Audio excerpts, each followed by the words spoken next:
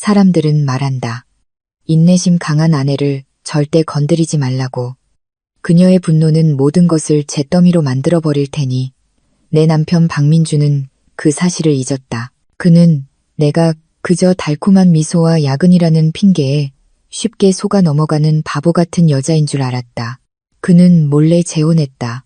우리가 7년간 피땀 흘려 모은 아파트 전세금을 가지고 L호텔에서 화려한 파티를 열었다. 내 심장은 산산조각 났지만 울지 않았다. 나는 오히려 가장 멋진 블랙드레스를 꺼내 입고 핏빛 같은 붉은 립스틱을 바르고 그의 결혼식 단상 위로 올라갔다. 수백 명의 하객 앞에서 나는 그를 끌어안고 속삭였다. 오빠, 당신의 첫날 밤을 위한 특별한 선물을 가져왔어. 그리고 그가 봉투를 열었을 때 웃음으로 가득했던 그의 얼굴은 순식간에 귀신이라도 본 듯 새하얗게 질려버렸다. 안녕하세요. 진숙의 비밀 구독자 여러분. 모두 건강하시고 두 얼굴을 가진 연인과는 멀어지시길 바랍니다. 이 피가 끓어오르는 드라마를 시작하기 전에 댓글로 출석 체크부터 해볼까요? 여러분은 지금 어느 도시에서 이 이야기를 듣고 계신가요? ATM 부스 안의 공기는 섭씨 18도라는 표준 온도에 맞춰 피부를 찌를 듯 차가워야 했다. 하지만 어찌 된 일인지 옥수수 알만한 땀방울이 관자놀이에서부터 흘러내려 목을 타고 흘러내려 내 셔츠 깃을 적셨다. 내 눈은 화면에 고정되었다. 눈앞에 파란 ATM 화면의 깜빡이는 숫자들을 믿을 수 없다는 듯이 나는 몇 번이고 눈을 깜빡였다. 하루 종일 일한 피로 때문에 생긴 환각이기를 바랐다. 심지어 악몽에서 깨어나길 바라며 뺨을 가볍게 때려보기도 했다. 하지만 뺨의 통증은 현실이었고 화면 속 숫자는 변하지 않았다. 최종 잔액 150원. 5만원. 세상이 무너지는 것 같았다. 순식간에 다리에 힘이 풀렸다. 차가운 타일 바닥으로 쓰러지지 않기 위해 기계 모서리를 붙잡아야만 했다. 그 돈은 어디로 갔을까? 우리가 7년의 결혼 생활 동안 한 푼, 두 푼 모았던 수억 원의 돈은 어디로? 그건 단순한 돈이 아니었다. 우리의 꿈이었다. 내일, 우리의 7주년 결혼기념일에 맞춰 아파트 전세금 잔금을 치르기 위해 마련해둔 돈이었다. 나는 민준에게 잔금 완납 증명서를 결혼기념일 선물로 건넸을 때 그가 지을 행복한 표정을 이미 상상하고 있었다. 격렬하게 떨리는 손으로 나는 거래 내역 조회 버튼을 눌렀다. 명세서가 인쇄되는 소리가 마치 내 뇌신경을 긁어내는 톱 소리처럼 들렸다. 지익, 지익, 지익. 긴 명세서가 줄줄이 나왔다. 나는 그것을 거칠게 잡아당겼다. 지난 한 달간의 거래 내역을 훑어보았다. 숨이 대섰다. 미친 듯이 뛰던 심장이 이제는 완전히 멈춘 것 같았다. 4월 15일 유나 웨딩 플래너 500만 원 이체. 4월 18일 청담 주얼리 500만 원 결제. 4월 20일 그랜드 임페리얼 호텔 볼룸 1억 원 이체. 웨딩 플래너 보석 가게 최고급 호텔. 애써 참아왔던 눈물이 소리 없이 터져 나왔다. 이것은 단순한 도둑질이 아니었다. 우리의 미래를 위해 모은 신성한 돈이 불륜의 향연을 위해 쓰인 것이다. 거래 내역의 이름들이 한마디 말도 없이 모든 것을 설명해주고 있었다. 민주는 내 돈만 훔친 게 아니었다. 그는 내 미래와 믿음을 훔쳤고 내 자존심을 짓밟았다. 저기요, 손님, 괜찮으세요? ATM 부스 유리문을 두드리는 경비원의 목소리에 정신이 들었다. 나는 서둘러 눈물을 닦고 범죄의 증거가 담긴 명세서를 차가운 손안에 구겨 넣었다. 괜찮아요, 아저씨. 그냥 좀 어지러워서요. 나는 거짓말을 하고는 보슬비가 내리기 시작하는 밖으로 서둘러 나갔다. 그날 저녁 서울의 하늘은 마치 나와 함께 울어주는 것 같았다. 밤 9시 나는 텅 빈 눈으로 식탁에 앉아 있었다. 방금 퇴근한 민준이 사온 치킨 냄새가 공기 중에 퍼졌다. 자기야, 미안, 또 늦었네. 알잖아, 클라이언트가 갑자기 수정을 요청해서. 민준이 익숙한 쾌활한 목소리로 말했다. 그는 식당으로 들어섰다. 얼굴은 상쾌해 보였다. 머리는 깔끔하게 정돈되어 있었고 평소와 다른 남성적인 향수 냄새가 났다. 지난달에 내가 사준 향수가 아니네. 민주는 치킨 박스를 식탁에 내려놓고 내 이마에 가볍게 입을 맞췄다. 그 입맞춤, 독침에 쏘인 것 같았다. 토하고 싶었다. 소리 지르고 싶었다. 저 순진한 척하는 얼굴에 김치찌개라도 던져버리고 싶었다. 하지만 변호사이자 오랜 친구인 지훈의 말이 떠올랐다. 분노는 쉬운 거야, 서연아. 하지만 교활한 인간을 무너뜨리려면 냉정함이 필요해. 지금 폭탄을 터뜨리면 그는 도망칠 기회를 얻게 될 거야. 그래서 나는 억지로 미소를 지었다. 내 평생 지어본 미소 중 가장 가식적인 미소였다. 괜찮아, 오빠. 우리를 위해 돈 버느라 정말 힘들었겠다. 나는 우리라는 단어에 힘주어 말했다. 민주는 가볍게 웃으며 앉아 재킷을 벗었다. 그럼 우리 미래를 위해서잖아. 아, 맞다. 내일 우리 결혼기념일이지. 미안한데 나 3일 동안 부산으로 출장 가야 할 것 같아. 부장님이 거기 프로젝트를 맡기셔서 그래도 돌아올 때 특별한 선물 사올게. 출장, 부산. 나는 그의 밥그릇에 밥을 퍼주며 그를 쳐다봤다. 마음은 격렬하게 요동쳤지만 손은 안정적이었다. 괜찮아, 오빠. 다녀와. 일이 중요하지. 그래, 내 지옥으로나 가버려, 오빠. 그날 밤은 아주 느리게 흘러갔다. 나는 평소처럼 그를 대했다. 까다로운 클라이언트에 대한 그의 거짓말을 들으며 뱃속에서 치밀어 오르는 역겨움을 참았다. 민주는 조금의 죄책감도 없이 맛있게 밥을 먹었다. 한 사람이 이렇게까지 연기할 수 있다는 것이 얼마나 끔찍한가. 내가 무일푼일 때부터 함께했던 남편의 얼굴은 그저 가면일 뿐이었다. 새벽 2시 침대 옆에서 고른 숨소리가 들려왔다. 민주는 깊이 잠들어 있었다. 아마 온종일 자신의 파티 준비를 하느라 피곤했겠지. 내 피와 땀으로 비용을 댄 파티. 천천히, 아주 천천히 나는 몸을 일으켰다. 가로등 불빛이 커튼을 뚫고 들어와 평화롭게 잠든 민준의 얼굴을 비췄다. 아이러니하게도 범죄자가 이렇게 편안히 잠들 수 있다니. 내 시선은 협탁 위에 놓인 민준의 휴대폰으로 향했다. 평소에는 화장실에 갈 때도 가져가고 베개 밑에 두곤 했다. 하지만 오늘 밤은 너무 피곤했거나 혹은 너무 안심해서였을까. 그는 부주의했다. 심장이 미친 듯이 뛰었다. 나는 그 휴대폰을 집어들었다. 화면이 희미하게 켜졌다. 비밀번호 입력. 나는 마른 침을 삼켰다. 예전의 비밀번호는 우리 결혼 기념일이었다. 바뀌었을까? 나는 1028을 입력해 보았다. 딸깍, 열렸다. 멍청이. 그는 비밀번호조차 바꾸지 않았다. 그의 과도한 자신감이 그의 파멸을 불러올 것이다. 내 손가락은 재빨리 메신저 앱을 열었다. 최상단에는 내 사랑 자기라는 이름으로 고정된 대화창이 있었다. 클라이언트 이름도 상사 이름도 아니었다. 나는 그 대화창을 열었다. 1시간 전에 보내진 마지막 메시지를 읽으며 눈이 뜨거워졌다. 내가 주방에서 설거지를 하고 있을 바로 그 시간이었다. 그 여자의 메시지는 이랬다. 오빠, 케이터링 잔금 입금된 거 확인했어. 데코도 전부 확정됐고 모레가 너무 기다려져. 드디어 우리 모든 사람 앞에서 정식으로 부부가 되는 거잖아. 그 늙은 마누라가 우리가 자기 돈으로 신혼여행 가는 거 알면 어떤 표정일지 너무 궁금하다. 사랑해, 오빠. 민주는 짧지만 치명적인 답장을 보냈다. 조금만 참아, 자기야. 내일 출장 간다고 핑계 대고 나갈게. 돈은 다 안전해. 우린 즐기기만 하면 돼.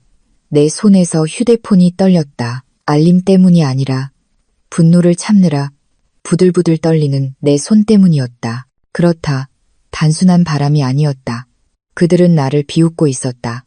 내 고통 위에서 자신들의 승리를 자축하고 있었다. 나는 여전히 코를 고는 민준의 얼굴을 바라보았다. 어두운 침실 안에서 내 눈물은 말라붙었고 그 자리는 날카롭고 차가운 시선으로 채워졌다. 오늘 밤은 편히 자, 오빠. 거의 들리지 않을 정도로 나지막이 속삭였다. 앞으로는 평생 단 하루도 편히 잠들지 못하게 해줄 테니. 여행 가방 지퍼를 닫는 소리가 우리 침실의 아침 정적을 깼다. 지익 길게 나는 소리, 마치 이미 시체가 되어버린 우리 결혼 생활의 관뚜껑을 닫는 소리 같았다. 민주는 옷장 앞 대형 거울 앞에 서서 파란색 셔츠깃을 매만지고 있었다. 그는 멋지고 상쾌하고 행복해 보였다.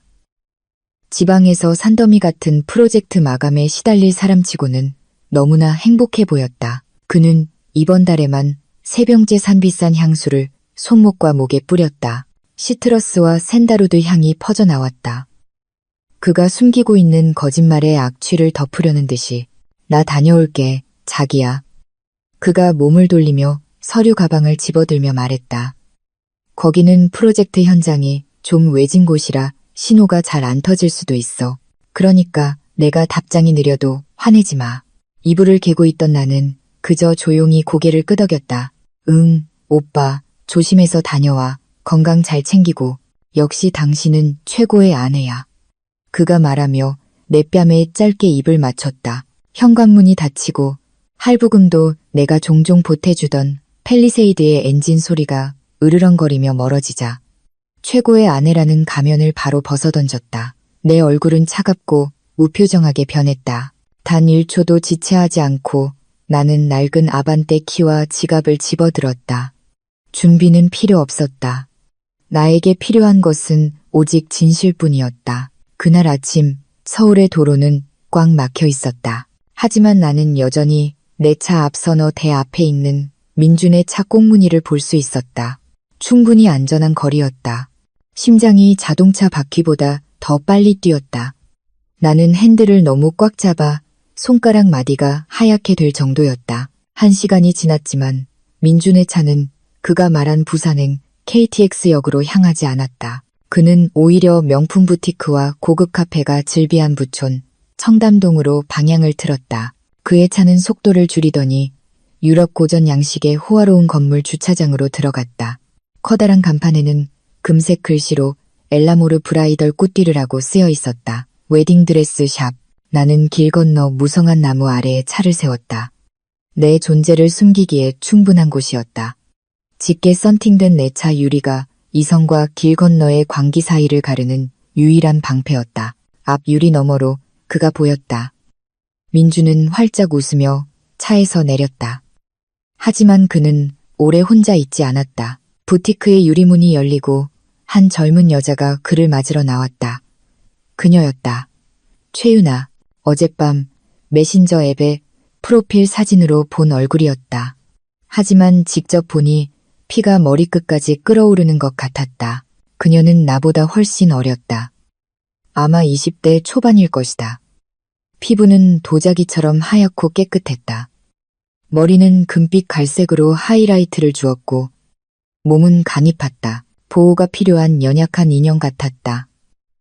민주는 주저없이 그 여자의 가느다란 허리를 감쌌다. 대낮에 공공장소에서 유나는 애교스럽게 웃으며 까치발을 들어 남편의 귀에 무언가를 속삭였다. 그 웃음. 나는 더 잘 보기 위해 차창을 조금 내렸다.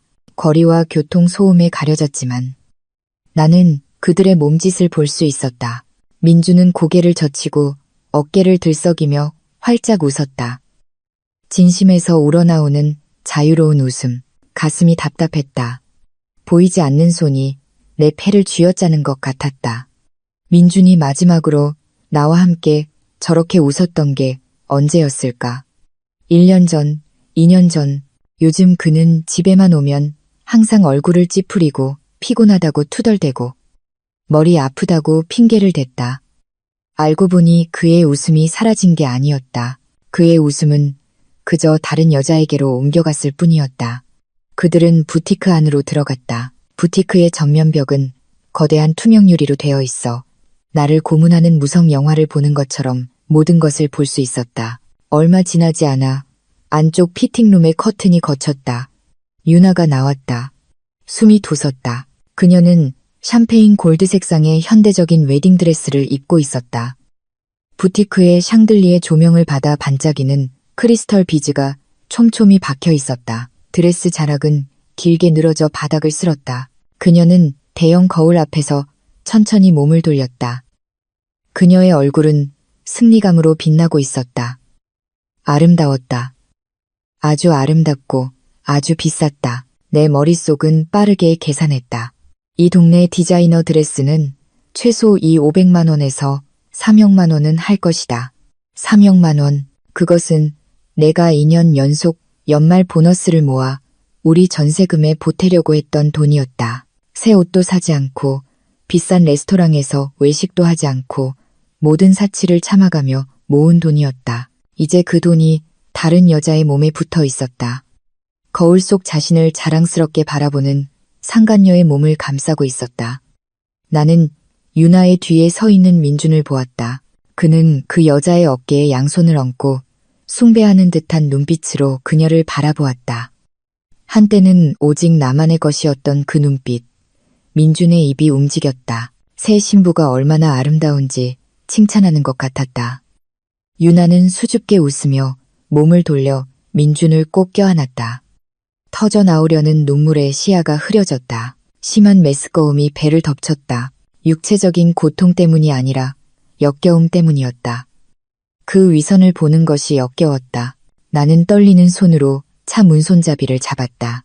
머릿속 이성은 마비되었다. 상처 입은 아내의 원시적인 본능만이 남았다. 나는 내리고 싶었다. 지금 당장 저 길을 건너고 싶었다. 저 유리문을 박차고 들어가 유나의 하이라이트 머리채를 잡고 저 비싼 드레스를 갈기갈기 찢어버리고 민준의 뺨을 때려 누가 자기 생활비를 대주고 있는지 깨닫게 해주고 싶었다. 개자식. 나는 갈라진 목소리로 신음했다. 내 발은 이미 아스팔트를 밟을 준비가 되어 있었다. 분노가 폭발하기 직전이었다. 더 이상 자존심 따위는 신경 쓰지 않았다. 온 서울 시민이 알게 되더라도 상관없었다. 인터넷에 퍼지게 되더라도 차라리 다 같이 망해버리자. 드르르, 드르르, 드르르. 조수석에 있던 휴대폰이 길게 울렸다. 김지훈 변호사라는 이름이 화면에서 깜빡였다. 나는 그 화면을 보다가 다시 부티크 쪽을 쳐다봤다. 민준이 유나의 이마에 입을 맞추고 있었다. 나는 휴대폰을 집어들고 거친 숨을 몰아쉬며 전화를 받았다. 저것들 죽여버릴 거야, 지훈아. 나 지금 부티크 앞이야. 나는 히스테릭하게 소리쳤다. 눈물이 뺨을 적시기 시작했다. 내 돈으로 드레스 피팅하고 있어. 나 지금 내려서 저것들 머리채 잡을 거야. 전화기 저편에서 잠시 침묵이 흘렀다. 지훈의 무거운 한숨 소리만 들렸다. 서연아, 내 말 들어. 지훈의 목소리는 내 패닉과 대조적으로 차분했다. 그의 목소리는 낮고 위엄있고 날카로웠다. 내리지 마. 차에서 나오지 마. 지금 당장 문 잠가. 하지만 지훈아, 내 돈, 내 자존심이, 내 말은 중간에 끊겼다. 지금 내리면 넌 그냥 구경거리가 될 뿐이야. 서연아. 지훈이 단호하게 말을 잘랐다. 넌 히스테리 부리는 미친 아내처럼 보일 거고 민주는 사실을 왜곡할 거야. 내가 정신 이상이라고 말하고 유나는 피해자가 되겠지. 경찰은 그냥 중재하고 너희를 집으로 돌려보낼 거야. 그걸 원해? 빈손으로 여전히 상처받은 마음으로 집에 돌아가고 싶어? 지훈의 말이 내 명치를 정확히 꿰뚫었다. 나는 멍하니 부티크를 바라보며 할 말을 잃었다. 그럼 난 어떻게 해야 해? 쟤들이 내 고통 위에서 웃고 떠드는 걸 그냥 보고만 있으라고. 나는 나지막이 물었다. 아니, 지훈이 차갑게 대답했다. 우리는 가만히 있지 않아. 우리는 지금 칼을 갈고 있는 거야. 그 인간을 완전히 박살내고 싶다면, 뿌리까지 뽑아버리고 싶다면 우리는 우아하게 움직여야 해. 그가 높이 날아오르게 내버려둬, 서연아. 그가 세상을 다 가진 것처럼 느끼게 해. 훔친 돈을 다 쓰게 내버려둬. 그가 행복의 절정에 올랐을 때, 바로 그때 그의 발밑에 카펫을 확 잡아당기는 거야. 나는 뺨에 눈물을 거칠게 닦아냈다. 시선은 다시 부티크 안에 민준에게로 향했다. 참아, 지훈이 말을 이었다. 그의 목소리는 달래는 듯 조금 부드러워졌다. 내가 이미 그 사람 계좌 법의학 감식팀을 준비시켰어. 형사 증거들을 모으는 중이야. 우리에겐 실행에 옮길 결정적인 순간이 필요해. 그가 더 이상 빠져나갈 수 없는 순간. 나는 깊은 숨을 들이마셨다. 텅 빈 폐를 채우려 애썼다. 지훈의 말이 맞았다. 지금 들이닥치는 것은 순간의 감정 해소일 뿐이다. 나에겐 더 잔인한 복수가 필요했다. 알았어. 나는 나지막이 대답했다. 여전히 차갑게 들렸지만 목소리는 안정을 되찾았다. 나 안 내릴게. 잘했어. 지훈이 말했다. 이제 집으로 돌아가. 마음을 진정시켜. 내 역할은 아직 끝나지 않았어. 그날이 올 때까지 넌 계속해서 바보 같은 아내 역할을 해야 해. 나는 전화를 끊었다. 손은 다시 핸들을 꽉 잡았다. 길 건너편에서 민준과 유나가 손을 잡고 부티크를 나왔다. 서울의 햇살 아래 행복하게 웃으며. 그들은 세상에서 가장 행복한 커플처럼 보였다. 나는 멀어지는 남편의 등을 바라보았다. 오늘 실컷 웃어도 오빠. 나는 차가운 차창에 대고 속삭였다. 네가 앞으로 흘릴 눈물이 네가 훔쳐간 내 돈보다 훨씬 많을 거라고 약속할 테니. 나는 차에 시동을 걸었다. 하지만 기어를 넣기 전에 내 피를 싸늘하게 만드는 무언가를 발견했다. 민준이 차에 타려 할 때 그의 뒷주머니에서 금색의 작은 종이 조각이 떨어졌다. 민준은 알아채지 못했다. 유나도 마찬가지였다. 그들의 차는 떠나버렸다. 그 종이는 인도 가장자리에 홀로 남았다. 햇빛을 받아 반짝였다. 생각할 겨를도 없이 나는 차에서 내려 길을 건너 달려갔다. 그 두꺼운 종이를 주울 때 심장이 미친 듯이 뛰었다. 그것은 단순한 종이가 아니었다. 그들이 인쇄소에서 막 받아왔을지도 모르는 청첩장 샘플 조각이었다. 나는 그 비싼 종이의 질감을 손가락으로 더듬었다. 거기에 적힌 글씨를 읽고 눈이 커졌다. 그들이 그토록 꽁꽁 숨겨왔던 장소와 날짜가 이제 내 손안에 있었다. 그랜드 임페리얼 호텔 볼룸. 이번 주 토요일 저녁 7시. 내 입꼬리가 비스듬히 올라갔다. 치명적이고 광기 어린 계획이 머릿속에서 그려지기 시작했다. 초대해줘서 고마워, 오빠. 나는 그 금색 종이를 구겨버리며 중얼거렸다. 내가 꼭 참석할게. 반드시. 그날 밤 마늘 볶는 냄새와 된장 끓는 냄새가 우리 집 주방을 가득 채웠다. 나는 냄비 속 김치찌개를 젓고 있었다. 뜨거운 김이 얼굴에 닿게 내버려 두었다. 아직 완전히 가라앉지 않은 눈의 붓기를 가리기 위해서였다. 이것은 내 인생 최고의 연기였다. 식탁에는 민준이 넥타이를 풀며 앉아 있었다. 그는 나를 뚫어지게 쳐다봤다. 탐색하는 눈빛이었다. 퇴근하고 돌아온 후부터 그는 불안해 보였다. 아마 내가 너무 말이 없어서였거나 아니면 그의 잠재의식 속 죄책감이 그를 괴롭히기 시작했기 때문일 것이다. 그에게 양심이란 게 아직 남아있다면 말이다. 당신, 아까부터 왜 그렇게 말이 없어? 민준이 침묵을 깨며 물었다. 그의 목소리는 경계심으로 가득했다. 평소 같으면 내가 올해 출장 간다고 하면 잔소리했을 텐데 국자를 든 내 손이 허공에서 잠시 멈췄다. 나는 깊은 숨을 들이쉬고 심장 박동을 안정시키려 애썼다. 나는 우아하게 연기해야 했다. 그가 원하는 대로 순종적이고 바보 같은 아내가 되어야 했다. 음각. 나는 몸을 돌려 옅은 미소를 지었다. 그냥 생각 중이었어. 오빠가 이렇게 힘들게 일해야 한다니. 정말 피곤하겠다 싶어서 내 잔소리로 오빠 머리를 더 복잡하게 만들고 싶지 않았어. 나는 찌개를 그릇에 담아 그의 앞에 놓아주었다. 먼저 먹어, 오빠. 오빠가 좋아하는 거잖아. 민주는 그릇을 쳐다보고 다시 나를 쳐다봤다. 천천히 그의 어깨에서 긴장이 풀렸다. 그 거만한 미소가 다시 나타났다. 그는 믿었다. 내가 정말 그렇게 바보 같다고 믿었다. 그래, 그래야지. 현명한 아내는 남편을 지지해야지. 그가 개걸스럽게 밥을 뜨며 말했다. 이게 다 우리 미래를 위한 거잖아. 이번 프로젝트만 성공하면 보너스가 엄청나. 그럼 우리 해외여행도 갈 수 있어. 지옥으로의 여행? 나는 속으로 되물었다. 응, 오빠. 아멘. 나는 부드럽게 대답했다. 식사를 마친 민주는 방으로 들어갔다. 나 먼저 씻고 상쾌하게 나올게. 그러고 나서 짐 좀 싸야겠다. 내 여행 가방 좀 챙겨줘. 알았어, 오빠. 5분 후 샤워기에서 물줄기가 쏟아지는 소리가 욕실 안에서 들려왔다. 욕실 문은 굳게 잠겨 있었다. 바로 지금이었다. 나는 여행 가방을 챙기지 않았다. 내 발걸음은 집 한쪽에 있는 민준의 개인 서재로 향했다. 그가 항상 회사 기밀 서류가 많다고 말해서 내가 거의 들어가지 않았던 공간. 이제 나는 그 비밀이 회사의 것이 아니라 그의 거짓말의 것이라는 걸 알았다. 나는 그의 책상 위 작은 스탠드 조명을 켰다. 주위를 둘러보았다.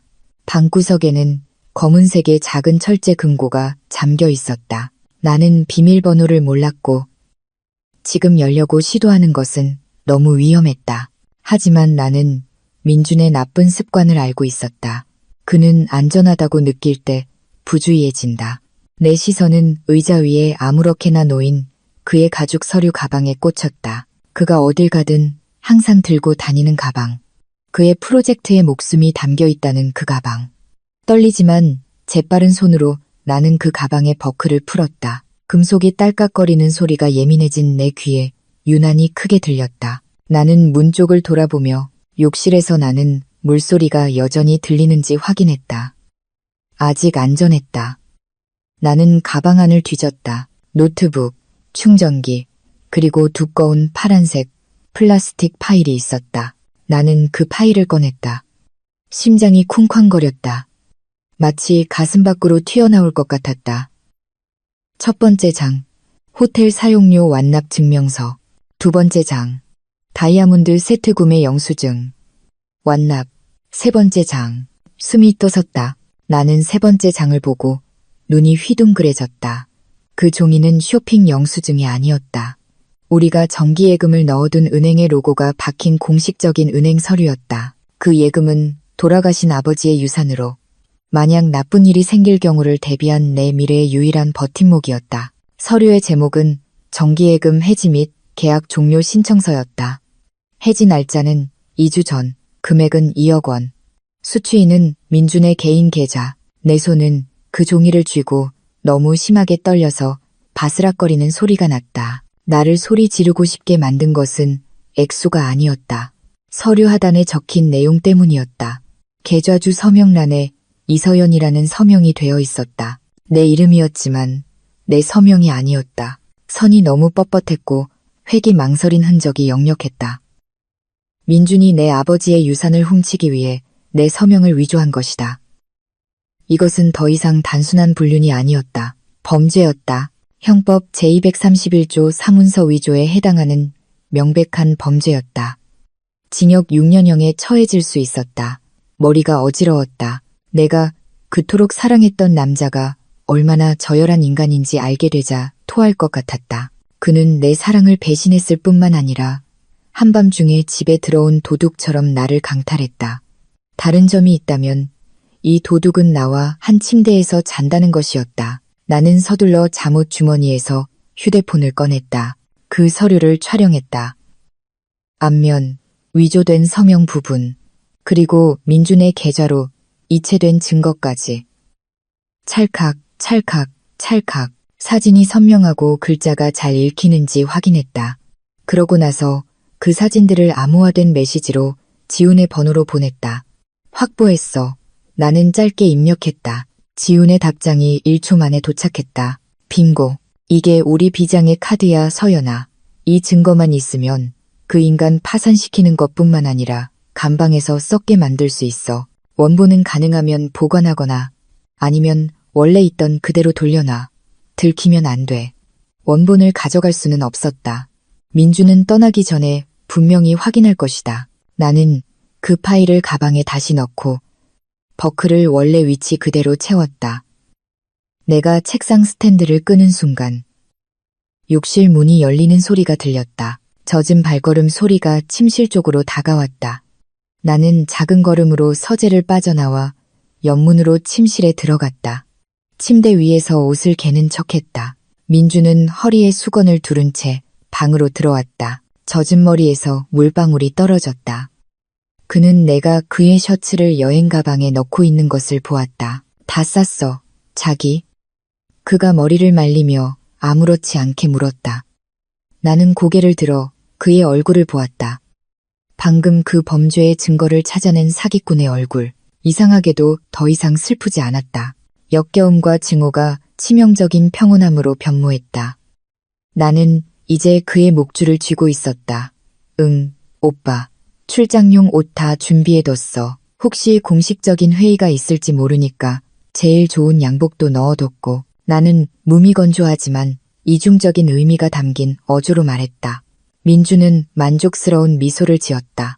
역시 내 아내는 똑똑해. 다음 날 아침, 태양은 민준의 추악한 계획을 지지하듯 밝게 빛났다. 그가 예약한 콜택시가 대문 앞에서 기다리고 있었다. 민준은 슬림핏 셔츠와 선글라스로 한껏 멋을 냈다. 사실은 내일 아침 있을 결혼식 준비를 위한 지방 출장 준비 완료. 그는 현관에 서서 문지방에 서 있는 나를 바라봤다. 나 다녀올게. 일 잘 풀리게 기도해줘. 3일 뒤에 돌아올게. 우리 미뤄뒀던 결혼기념일 축하하자. 그가 이별의 포옹을 청하며 팔을 벌렸다. 나는 앞으로 나아가 내일 다른 여자와 결혼 서약을 할 남자의 품에 안겼다. 그의 향수 냄새, 배신의 냄새를 맡을 수 있었다. 나는 그를 꽉 껴안았다. 아주 꽉. 그리워서가 아니라 내가 그를 파멸시키기 전 마지막 포옹임을 확인하기 위해서였다. 조심해서 다녀와, 오빠.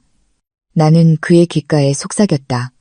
목소리는 부드러웠지만 내 눈은 텅 빈 채 길거리를 향해 있었다. 오빠 프로젝트가 대성공하길 바라. 평생 잊지 못할 서프라이즈를 받게 되길. 민주는 포옹을 풀고 내 마지막 말에 약간 혼란스러운 표정으로 나를 바라봤다. 하지만 그는 서둘러 의심을 떨쳐냈다. 그는 너무 자신만만했다. 당연하지. 잘 있어, 자기야. 그는 손을 흔들고 택시에 탔다. 차는 천천히 우리 집 마당을 빠져나갔다. 나는 그 차가 모퉁이를 돌아 사라질 때까지 현관에 우두커니 서 있었다. 얼굴의 달콤한 미소가 서서히 사라지고 집행인의 차가운 표정으로 바뀌었다.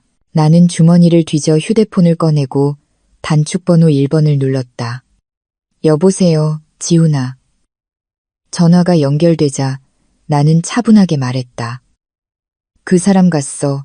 재산 압류, 서류 준비해. 내일 밤 파티에 가자. 토요일 아침은 숨막히는 정적과 함께 찾아왔다. 평소라면 아침 식사를 하며 TV 소리나 수저 부딪히는 소리로 시끄러웠을 15평짜리 집이 이제는 주인 없는 무덤처럼 고요했다. 민주는 떠났다. 커피 향도, 흩어진 신문도, 공기 중에 떠다니는 거짓말도 없었다. 오직 나, 단조롭게 뚝딱거리는 시렵바늘, 그리고 내가 통째로 삼켜야 할 쓰디쓴 현실만이 존재했다. 나는 차가운 거실 바닥에 무릎을 꿇고 앉았다. 내 앞에는 30분 전 뒷마당 창고를 청소하다가 발견한 증거물들이 펼쳐져 있었다. 낡은 신문 더미 뒤에 숨겨져 있던 취급주의라고 쓰인 커다란 골판지 상자. 민주는 내가 먼지 알레르기 때문에 그 창고를 절대 건드리지 않을 거라고 생각했겠지. 그는 틀렸다. 분노는 가장 강력한 항알레르기제였다. 나는 떨리는 손으로 상자 뚜껑을 열었다. 안에는 수백 개의 작은 젓갈색 벨벳 상자가 들어있었다. 결혼식 답례품. 나는 그중 하나를 집어들었다. 묵직하고 비싸 보였다. 천천히 뚜껑을 열었다.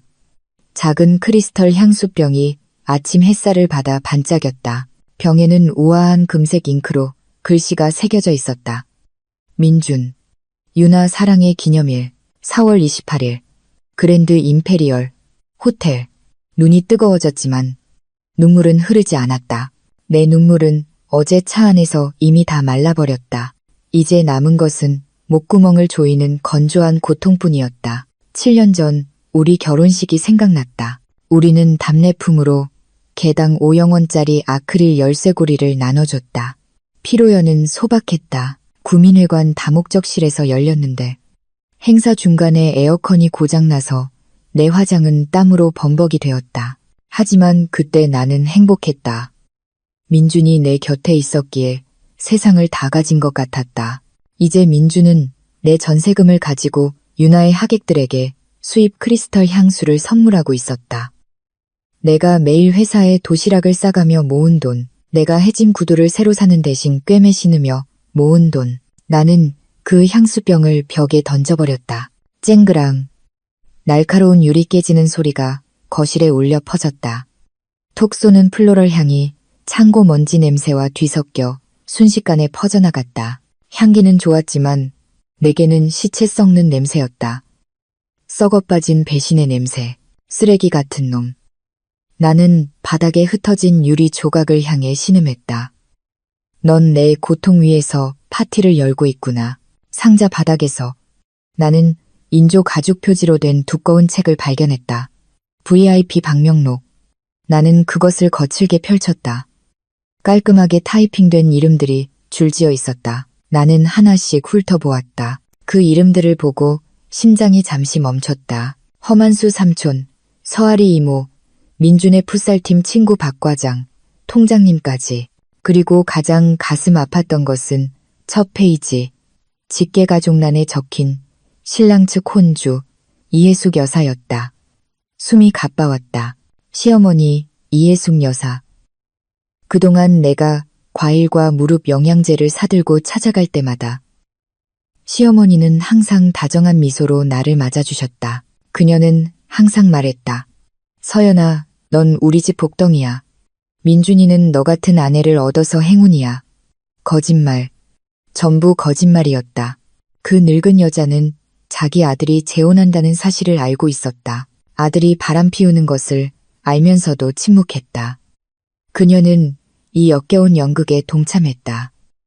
아마 오늘 밤 그녀가 입을 한복도 내 돈으로 샀을 것이다. 나는 책을 세게 닫았다. 쿵 하는 두꺼운 소리가 났다. 세상이 정말 무너져 내리는 것 같았다. 내 편은 아무도 없었다. 내 남편, 시어머니, 심지어 우리 집에 자주 밥 얻어먹으러 오던 민준의 친구들까지 모두가 공모하여 내 등을 찔렀다. 나는 혼자였다. 이 폭풍 속에서 정말로 혼자였다. 나는 벽시계를 보았다. 오후 2시. 5시간 후면 파티가 시작된다. 5시간 후면 그들은 단상 위에 서서 가짜 미소를 지으며 하객을 맞이하고 하루 동안 왕과 왕비가 된 기분을 만끽할 것이다. 나는 일어섰다. 너무 오래 앉아 있어서 다리가 잠시 휘청거렸지만 억지로 바로 섰다. 나는 집 복도에 있는 대형 거울로 걸어갔다. 거울 속에는 초라한 여자의 모습이 비쳤다. 헝클어진 머리, 부은 눈, 색이 바랜 낡은 잠옷. 이 여자가 바로 민준이 배신한 여자였다. 지루하고 바보 같고 그저 걸어다니는 ATM 기계로 여겨진 가정주부. 나는 차가운 거울 표면을 손가락 끝으로 만졌다. 이제 그만. 나는 거울 속의 나에게 속삭였다. 이 초라한 이서연은 오늘 죽어야 해. 나는 몸을 돌려 깨진 유리 조각과 역한 향수 냄새로 가득한 거실을 떠났다. 나는 침실로 향했다. 베개에 얼굴을 묻고 울기 위해서가 아니라 전쟁을 준비하기 위해서였다. 침대 위에는 방금 퀵으로 배달된 블랙 벨벳 드레스가 우아하게 놓여 있었다. 칠흑 같은 검은색, 지금 내 마음처럼 어두운 색이었다. 그 옆에는 재산 압류 서류, 불륜 증거사진, 그리고 지훈이 준비해둔 이혼 소송장이 담긴 두꺼운 갈색 봉투가 놓여 있었다. 나는 그 봉투를 집어들었다. 두껍고 묵직했다. 이것은 단순한 종이가 아니었다. 시한폭탄이었다. 나는 예쁜 분홍 장미 무늬 포장지를 집었다. 지난달 조카 생일 때 쓰고 남은 포장지였다. 나는 정성껏 그 치명적인 갈색 봉투를 포장했다. 각 모서리를 정확하게 접고 투명 테이프로 흠없이 붙였다. 완성. 내 손에는 이제 아주 달콤하고 아주 순수하고 아주 기만적으로 보이는 선물 포장이 들려 있었다. 마치 민준처럼. 나는 그 선물을 화장대 위에 올려놓았다. 그리고 의자에 앉아 오랫동안 손대지 않았던 화장품들을 바라봤다. 파운데이션, 파우더, 아이라이너, 젓갈색 립스틱. 나는 클렌징 티슈를 집어들어 기름지고 칙칙한 내 얼굴을 닦았다. 차가운 감촉이 피부를 스쳤다. 잘가, 순진했던 이서연. 나는 얼굴에 프라이머를 바르기 시작하며 중얼거렸다. 오후 4시 30분. 해가 서쪽으로 기울기 시작했다. 방 안에 긴 그림자를 드리웠다. 변신은 시작되었고 되돌아갈 길은 없었다. 띵, 휴대폰이 울렸다. 지훈에게서 온 메시지였다. 경찰팀, 호텔 주차장에 대기 완료. 내 신호를 기다리고 있어. 기억해, 서연아. 감정적으로 굴지 마. 차갑고, 우아하고, 치명적으로. 그게 쇼타임이야. 나는 휴대폰 화면을 보다가 이제 반쯤 변신한 내 얼굴을 거울 속에서 바라봤다. 눈매는 검은색 잉크로 강조되어 매의 눈처럼 날카로워졌다. 걱정 마, 지훈아. 나는 허공에 대고 대답했다. 나 감정적으로 굴지 않을 거야. 난 그냥 선물을 배달할 뿐이야. 나는 젓갈색 립스틱을 집어들어 돌려서 색깔 막대를 올리고 입술로 가져갔다. 붉은색이 타올랐다. 용기의 색, 피의 색. 립스틱 끝이 내 입술에 닿는 순간 나는 오늘 밤이 민준에게 아주 긴 밤이 될 것임을 알았다. 립스틱 뚜껑이 딸깍하고 닫히는 소리가 조용한 방 안에 선명하게 울렸다. 나는 숨을 죽인 채 거울 속 내 모습을 바라봤다.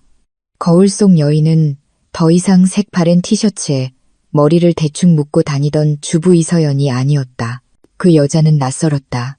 입술은 신선한 피처럼 새빨갛게 빛났다. 완벽하게 매트한 파운데이션으로 마무리한 피부와 대조를 이루었다. 아이라인은 칠흑같이 짙었고 눈꼬리를 날카롭게 빼서 마치 먹잇감을 낚아채려는 매의 날개 같았다. 시선은 차갑고 공허했지만 날카롭게 꿰뚫는 듯했다. 천천히 나는 화장대 의자에서 일어섰다. 내 몸은 이제 블랙 벨벳 드레스로 감싸여 있었다. 내 몸의 곡선을 밀착하여 감싸는 머메이드 라인의 칠흑 같은 벨벳 드레스였다. 이 드레스는 어깨와 도드라진 쇄골을 드러내는 오프숄더 디자인이었다.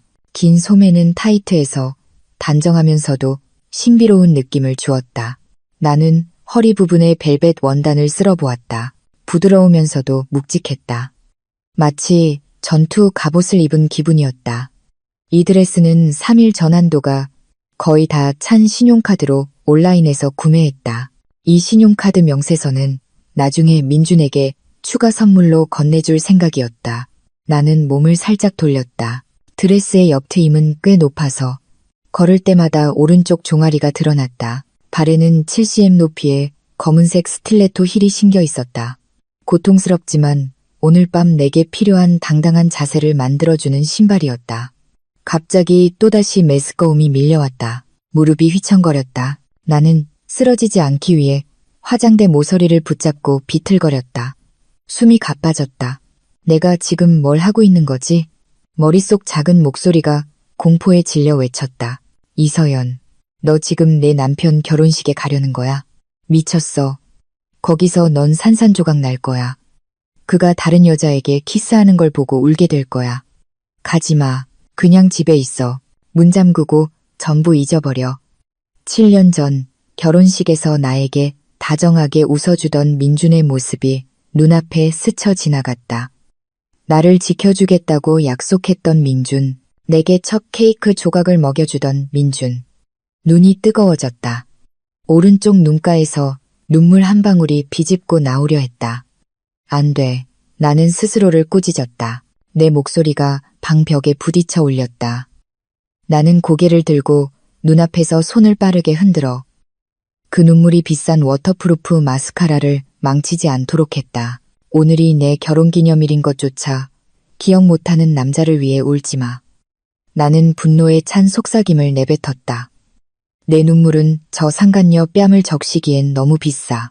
나는 깊은 숨을 들이쉬어 에어컨의 차가운 공기로 폐를 채우고 입으로 천천히 내쉬었다.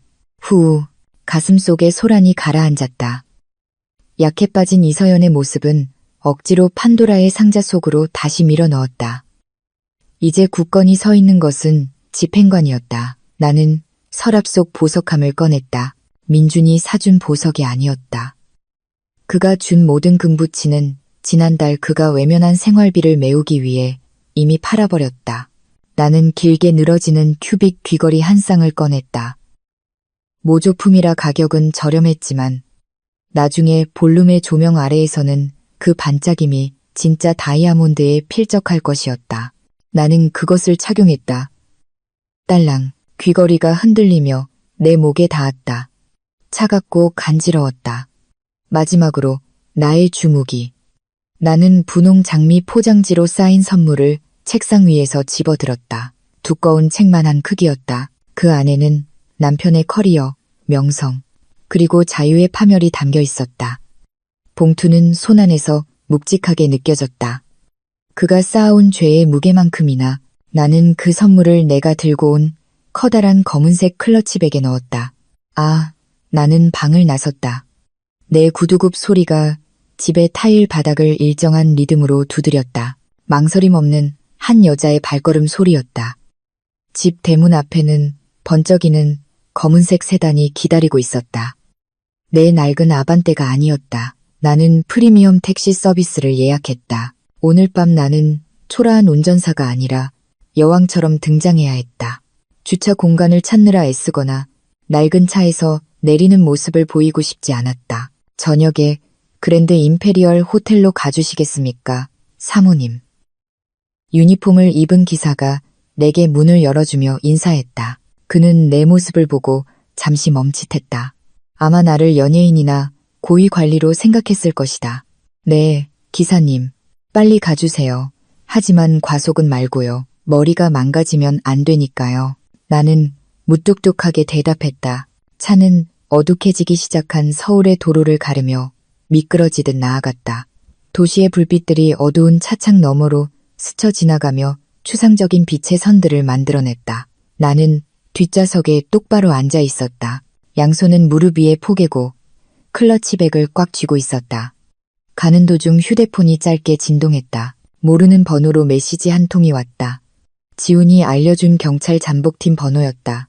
저희는 세 곳에 안전하게 위치해 있습니다. 정문, 단상 옆문, 그리고 CCTV 통제실. 당신의 시각적 신호를 기다리겠습니다. 당신이 목표에게 증거물을 건네는 순간 저희는 움직입니다. 나는 짧게 답장했다. 알겠습니다. 10분 후 도착합니다. 심장이 뛰었다. 하지만 두려움 때문이 아니었다. 이것은 아드레날린이었다. 롤러코스터를 타고 열차가 가장 높은 지점을 향해 천천히 올라가다가 아래로 곤두박질치기 직전과 같은 감각. 10분은 10년처럼 느껴졌다. 멀리서 그랜드 임페리얼 호텔의 웅장함이 보이기 시작했다. 그 마천루는 황금빛 조명으로 빛나고 있었다. 고급 세단, 제네시스, 벤츠, BMW가 로비 드로보프 구역에 줄지어 있었다. 내 남편은 내 돈을 쓰는데 정말 최선을 다했다. 그는 자신의 불륜을 축하하기 위해 이 도시 최고의 호텔을 빌렸다. 내 차는 천천히 로비줄로 들어섰다. 창문 틈으로 하객들이 내리는 모습이 보였다. 화려한 한복을 입은 여성들, 말끔한 양복을 입은 남성들, 그들은 웃고 농담하며 커다란 선물을 들고 있었다. 그들은 자신들이 비극의 무대에 참석하고 있다는 사실을 몰랐다. 어렴풋이 오케스트라로 편곡된 트로트 음악 소리가 열리고 닫히는 자동문 틈으로 새어나왔다. 내 나이가 어때서가 아이러니하게 울려 퍼졌다. 내 차는 중앙기둥 바로 앞에 멈췄다. 기사님이 서둘러 내려 문을 열어주었다. 바로 지금이었다. 나는 몸을 움직여 밖으로 나갔다. 내 날씬한 오른쪽 다리가 로비의 레드카펫을 밟았다. 서울의 밤 공기가 나를 맞았다. 하지만 호텔 로비의 에어컨 바람이 더 뼛속까지 파고들었다. 로비 밖에서 담배를 피우던 몇몇 하객들이 고개를 돌렸다. 그들의 시선이 내게 꽂혔다. 나는 등을 꼿꼿이 펴고 턱을 들고 무표정한 얼굴을 했다. 블랙스완의 아우라가 강하게 뿜어져 나왔다. 나는 섞이러 온 것이 아니었다. 나는 파괴하러 왔다. 나는 그 거대한 회전 유리문으로 천천히 걸어갔다. 그 너머에서 민준과 유나가 단상 위에 서서 자신들의 불행한 운명을 맞이하며 바보처럼 웃고 있었다. 내 손이 클러치백을 쥐었다. 그 안에 날카로운 선물 모서리가 손바닥을 누르는 것이 느껴졌다. 기다려 오빠. 나는 불어오는 밤바람에 속삭였다. 내 귀빈께서 도착하셨어. 회전 유리문이 내 몸을 밀어 호텔 로비로 들여보냈다. 순식간에 경적 소리와 서울의 거리 먼지는 사라지고 차갑고 향기로운 인공적인 정적이 그 자리를 대신했다. 신선한 백합향과 그린티 향의 방향제 냄새가 코를 찔렀다. 훔친 돈으로 산 사치의 향기. 대리석으로 덮인 긴 복도 끝에 4미터 높이의 그랜드 볼룸 양문이 웅장하게 서 있었다. 그 틈새로 오케스트라, 음악의 베이스 소리와 수백 명의 웅성거리는 소리가 거대한 벌집 속 벌들의 윙윙거림처럼 희미하게 들려왔다. 나는 확신의 찬걸음으로 나아갔다. 내 구두굽이 대리석 바닥과 부딪히며 단호한 스타카토 리듬을 만들어냈다. 한 걸음 한 걸음이 민준의 작은 종말을 향한 카운트다운이었다. 젓갈색 유니폼을 입은 2명의 여성 안내원이 입구를 지키고 있었다. 그들의 손에는 방명록과 어제 내가 벽에 던졌던 크리스털 향수 답례품 바구니가 들려 있었다. 그들 중 한 명, 높게 빗어 올린 머리를 한 젊은 여자가 내가 다가오는 것을 보고 정중하게 손을 들었다. 안녕하십니까, 손님. 실례지만 청첩장을 보여주시거나 성함을 말씀해 주시면 명단에서 확인해 드리겠습니다. 그녀는 상냥하게 물었다. 하지만 그녀의 눈은 감탄과 위압감이 뒤섞인 시선으로 내 모습을 위아래로 훑었다. 내 검은 드레스는 분명 이 파티의 드레스 코드가 아니었지만 내가 풍기는 아우라는 그녀가 단호하게 행동하기를 주저하게 만들었다. 나는 그녀 바로 앞에 멈춰섰다. 나는 미소 짓지 않았다. 나는 그녀의 눈을 깊이 들여다본 후 고개를 살짝 기울였다. 나는 청첩장이 필요 없어요. 나는 낮은 목소리로 대답했다. 차분했지만 소름이 돋게 하는 압박감이 실려 있었다. 나는 박민준 부장님 본사에서 온 특별 손님입니다. 단상에서 직접 전달해야 할 특별한 선물이 있어요. 만약 내가 1분이라도 늦으면 당신의 남편이 아니라 박민준 부장님이 당신을 해고할 겁니다. 그 여자는 숨을 헐떡였다. 직업에 대한 위협은 항상 효과가 있었다. 그녀는 당황한 듯한 동료와 시선을 교환했다.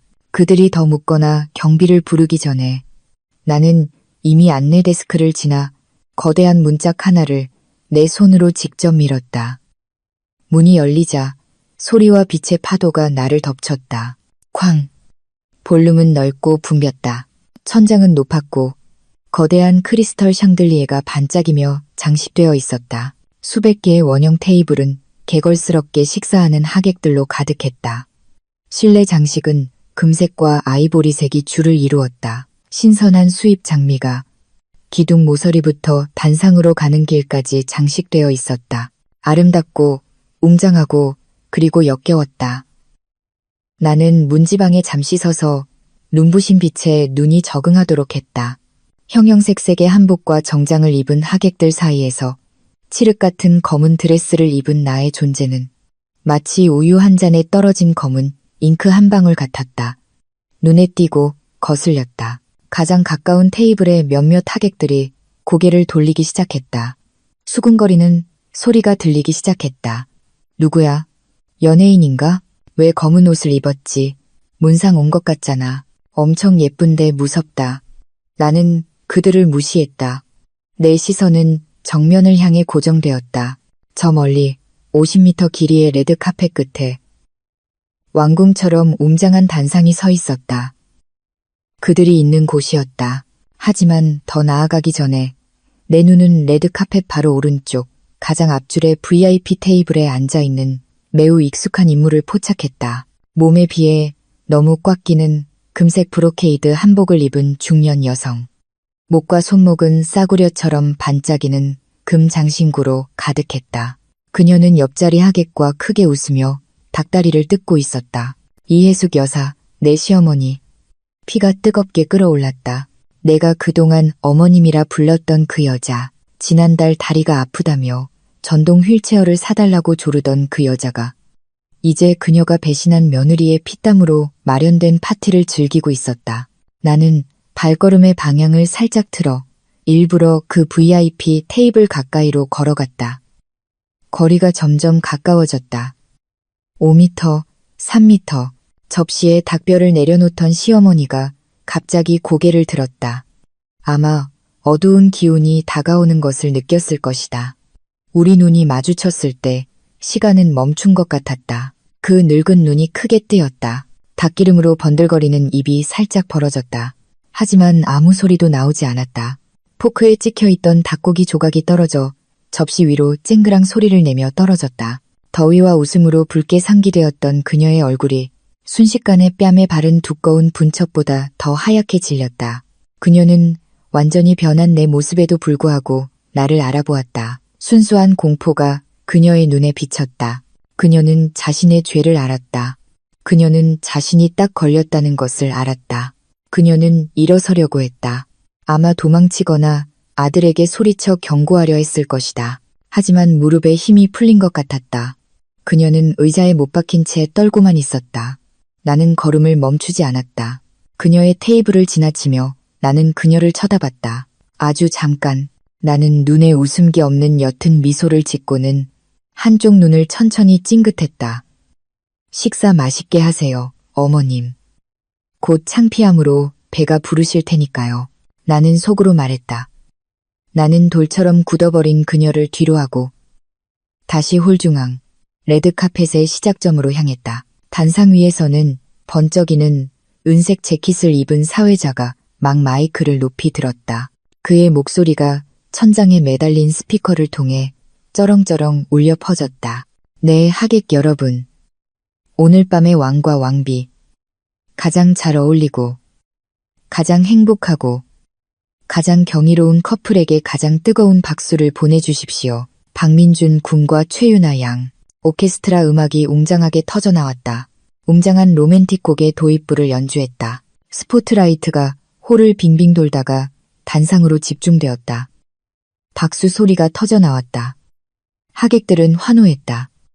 사진기자들의 카메라 플래시가 번개처럼 터졌다. 그 우레와 같은 박수 소리 속에서 나는 레드 카펫 길로 들어섰다. 혼자서 차분하게 치명적으로 나는 군중을 가르며 걸었다. 내 검은 드레스가 레드 카펫을 쓸며 극적인 시각적 대비를 만들어냈다. 박수를 치던 사람들은 내가 지나가는 것을 보고 서서히 손을 내렸다. 시끄럽던 박수 소리가 점차 잦아들고 혼란스러운 웅성거림으로 바뀌었다. 하나둘씩 고개를 돌려 내 발걸음을 따랐다.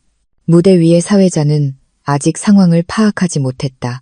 그는 관객을 부추기느라 바빴다. 하지만 민주는 알아차렸다. 높은 단상 위에서 민주는 활짝 웃으며 하객들에게 손을 흔들고 있었다. 하지만 그의 시선이 홀 중앙으로 향했을 때 그의 손짓은 허공에서 멈췄다. 활짝 웃던 미소는 굳어지고 금이 가고 마침내 산산조각 났다. 그가 나를 보았다. 거리는 아직 20m나 떨어져 있었지만 나는 그의 눈알이 거의 튀어나올 뻔한 것을 볼 수 있었다. 그는 이 검은 드레스를 알아보았다. 이 시선을 알아보았다. 그리고 최악은 그가 내가 가슴에 꼭 껴안고 있는 분홍 장미 무늬 포장지를 알아보았다는 것이다. 나는 볼륨 한가운데 멈춰섰다. 음악은 여전히 울려 퍼졌지만 나와 민준에게는 세상이 고요했다. 우리는 서로를 마주 보았다. 사냥꾼과 먹잇감의 시선. 나는 턱을 살짝 들고 그에게 도전했다. 내 발은 다시 앞으로 나아갔다. 한 걸음, 두 걸음. 나는 그의 앞에 설 때까지 멈추지 않을 것이다. 파티는 이제 막 시작됐어, 자기야. 나는 나지막이 중얼거렸다. 레드카펫 끝과 단상 계단 사이의 거리는 10m 남짓이었다. 하지만 내게는 마치 지옥으로 가는 다리를 건너는 기분이었다.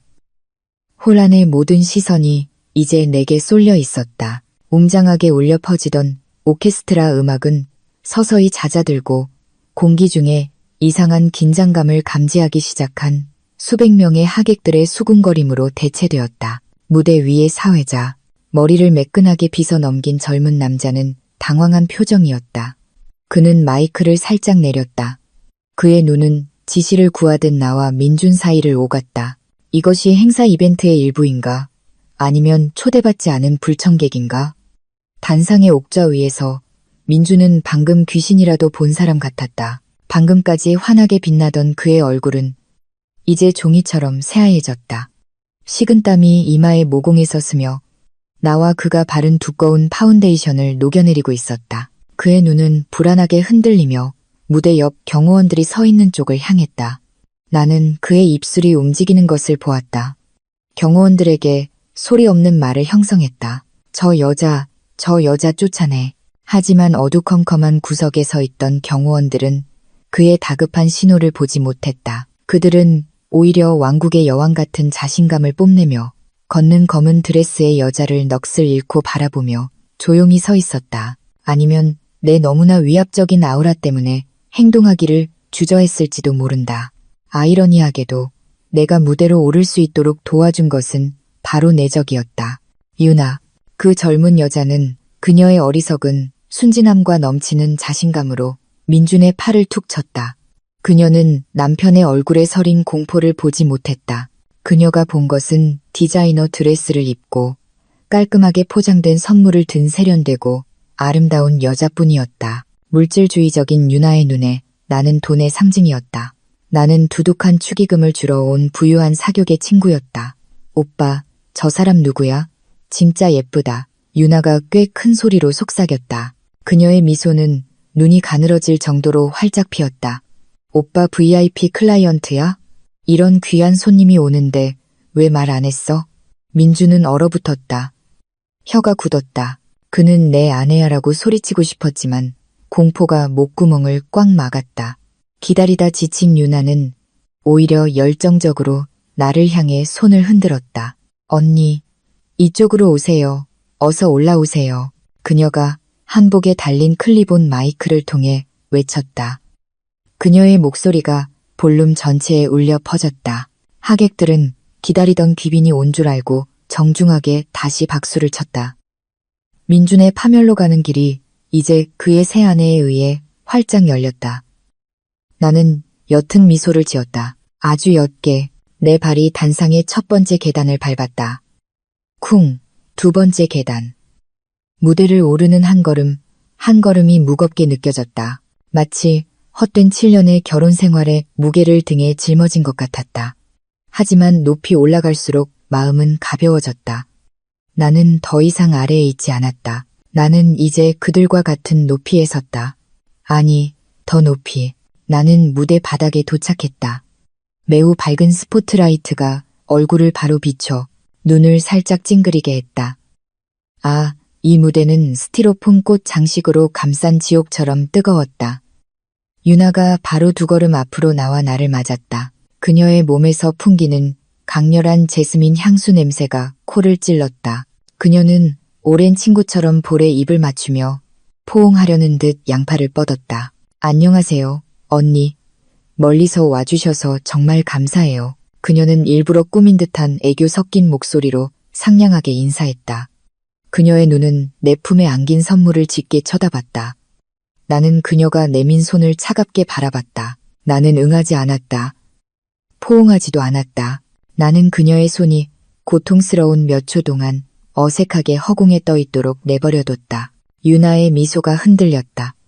그녀는 뭔가 잘못됐다는 것을 느끼기 시작했다. 그 여자에게 한마디도 하지 않고 나는 시선을 유나의 어깨 너머로 돌려 그녀 뒤에 돌처럼 굳어 서 있는 민준을 향해 바로 꽂았다. 민준은 떨고 있었다. 비싼 바지 속에 무릎이 흔들리는 것이 보였다. 그는 쓰러지지 않으려고 단상 의자 등받이를 잡고 있었다. 숨은 넷으로 던져진 물고기처럼 가팠다. 나는 앞으로 나아가 나와 내 남편 유나 사이의 거리를 좁혔다. 순식간에 정적이 흘렀다. 무대 위 어색한 상호작용에 지휘자가 당황하여 오케스트라 음악이 멈췄다. 수천 개의 눈이 숨을 죽였다. 심지어 식탁의 수저 소리마저 멈췄다. 나는 민준 바로 앞에 섰다. 우리 사이의 거리는 한 뼘밖에 되지 않았다. 공포로 새까맣게 변한 그의 동공에 비친 내 모습을 볼 수 있었다. 그의 입에서 희미한 술 냄새가 났다. 아마 아까 무대 뒤에서 신경을 안정시키려고 와인을 조금 마셨을 것이다. 천천히. 나는 분홍 장미 포장지로 쌓인 선물을 들어 올렸다. 달콤해 보이지만 치명적인 독이 든 선물. 안녕. 민준 오빠. 나는 부드러운 목소리로 인사했다. 너무나 부드러운 목소리. 지방 출장은 어땠어? 순조로웠고 민준은 입을 벌렸지만 아무 소리도 나오지 않았다. 거친 숨소리만 들릴 뿐이었다. 그의 모골대가 모래 같은 침을 삼키며 위아래로 움직였다. 네, 안에 그가 소리 없이 중얼거렸다. 내가 읽을 수 있는 것은 입모양뿐이었다. 우리 옆에 서 있던 유나가 눈살을 찌푸렸다. 그녀는 갑자기 남편을 얼어붙게 만든 긴장감에 민준을 보다가 나를 보며 혼란스러워했다. 오빠, 이 언니 알아? 왜 그렇게 얼굴이 창백해? 나는 유나를 신경 쓰지 않았다. 내 초점은 오직 내 먹잇감에게만 맞춰져 있었다. 나는 땀으로 차갑고 축축한 민준의 오른손을 잡았다. 나는 그 선물을 그의 손바닥에 올려놓고 마치 축복을 내리듯 그의 손등을 가볍게 두드렸다. 이제 봉투는 주인을 바꿨다. 그 무게는 이제 민준의 몫이 되었다. 나는 얼굴을 그의 귀에 가까이 가져갔다.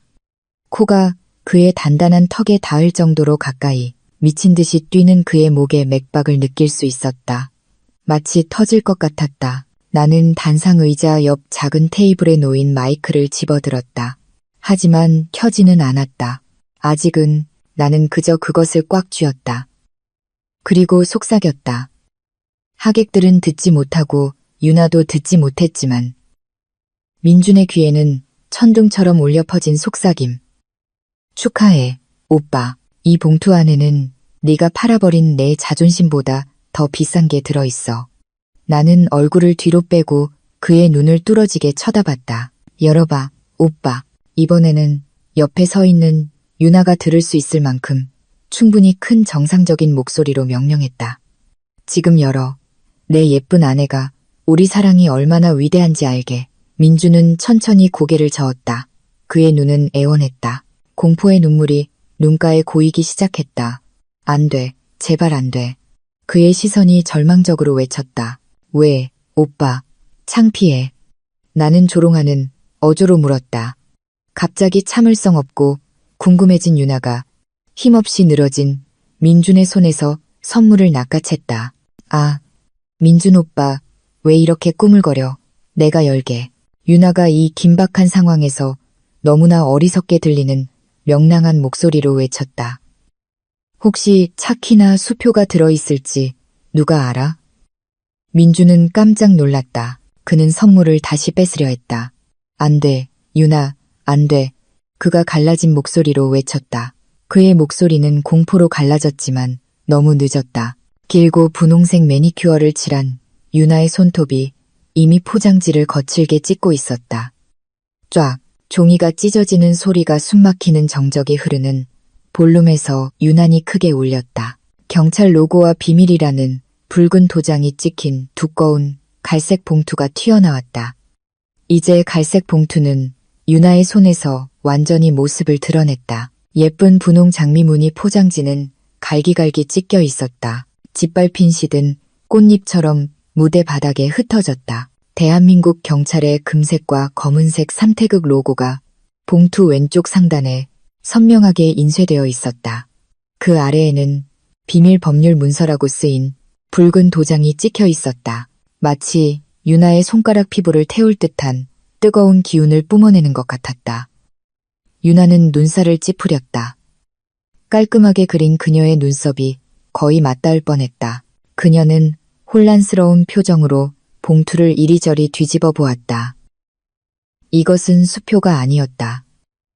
땅 문서도 아니었다. 그리고 분명히 이것은 연애 편지도 아니었다. 이게 뭐야? 그녀가 나지막이 물었다. 그녀의 시선이 민준에게로 향했다. 오빠, 왜 경찰 로고가 있어? 클라이언트가 준 선물이라고 했잖아. 민준은 귀신에게 목이 졸리는 사람처럼 보였다. 그의 얼굴은 더 이상 창백하지 않고 잿빛이었다. 식은땀이 관자놀이에서 쏟아져 내려 그의 비싼 신랑 예복깃을 적셨다. 그의 눈은 튀어나올 듯 공포에 질려 그 봉투를 쳐다보고 있었다. 유나야, 이리 줘. 민준의 목소리가 심하게 떨렸다. 그의 손이 뻣뻣하게 뻗어 봉투를 잡으려 했다. 그거 그거 잘못 온 거야. 회사 서류야. 이리 줘. 읽지 마. 민준의 움직임은 거칠고 다급했다. 그는 거의 봉투를 낚아챌 뻔했다.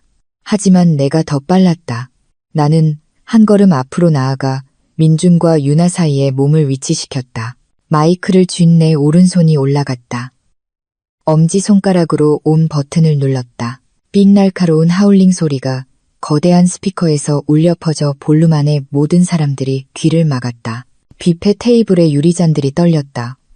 정적은 순식간에 깨졌다. 아까까지만 해도 수군거리던 홀 안의 모든 관심이 이제 무대 위의 드라마에 완전히 집중되었다. 뺏지 마, 민준 씨. 내 목소리가 수천 와트의 사운드 시스템을 통해 증폭되어 울려 퍼졌다.